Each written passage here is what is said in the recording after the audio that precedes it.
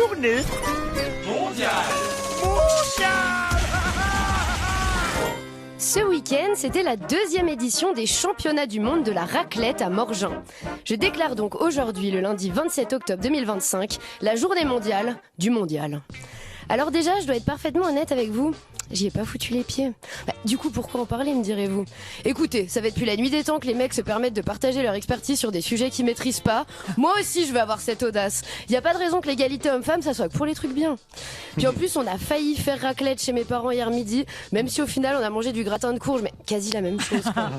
Puis moi, j'y étais pas, mais notre cher collègue Philippe Battaglia n'a pas manqué de m'envoyer l'hymne composé spécialement pour l'occasion. Je vous présente Raclette, on t'aime. Oh waouh. Sublime. Mais c'est quoi, c'est cubain ou c'est Morgin? Bref, pendant 2 jours, ce ne sont pas moins de 150 fromages de 13 pays différents qui s'affrontaient pour obtenir l'une des 15 récompenses. Le Valais ressort triomphal avec 7 des 15 médailles. Belle perf. J'adore qu'on utilise tout le champ lexical du sport pour parler d'un championnat de fromage. On arrive presque à faire passer le fait de manger gras pour de l'athlétisme. C'est du génie. Ou du déni. D'ailleurs, la raclette, c'est le seul sport dans lequel éliminer la France en 8e de finale, c'est pas du tout un événement historique.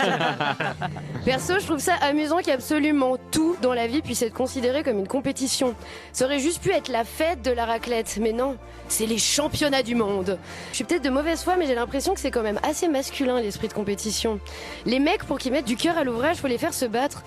Attendez, mais c'est génial, on peut retourner ça contre eux. Et oh les garçons, j'organise un grand triathlon qui consiste à vider le lave-vaisselle, aller en thérapie et réciproquer le sexe oral, que le meilleur gagne. Au championnat du monde de la raclette, il y a une catégorie qui est particulièrement prestigieuse et convoitée, celle de la raclette d'alpage au lait cru de vache. Et c'est dans les Hauts de Crans-Montana qu'on fabrique la meilleure. Le jury a en effet sacré la cave du sexe, ça ne s'invente pas.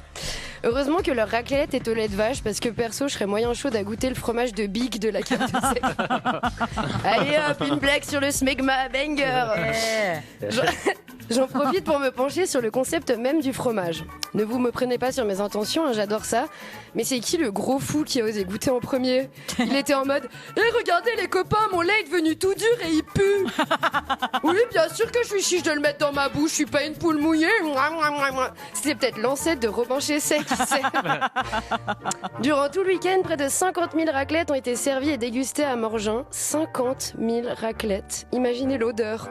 Moi, j'évite d'en faire plus de 2 par hiver. Je ferme toutes les portes et j'oblige mes invités à bouffer la fenêtre grande ouverte malgré le froid polaire. Et même comme ça sent le graillon pendant 1 semaine.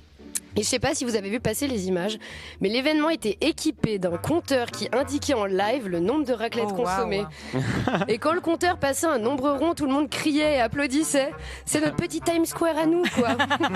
Franchement, le passage de l'an 2000, boring. Par contre, le passage de 2000 raclettes, ça c'est la classe. Je trouve ça amusant qu'on décide d'organiser chez nous le championnat du seul truc dans lequel on est les plus forts au monde. Bon, c'est exactement le même principe que les potes qui t'invitent à des soirées jeux de société stratégiques que seuls maîtrisent.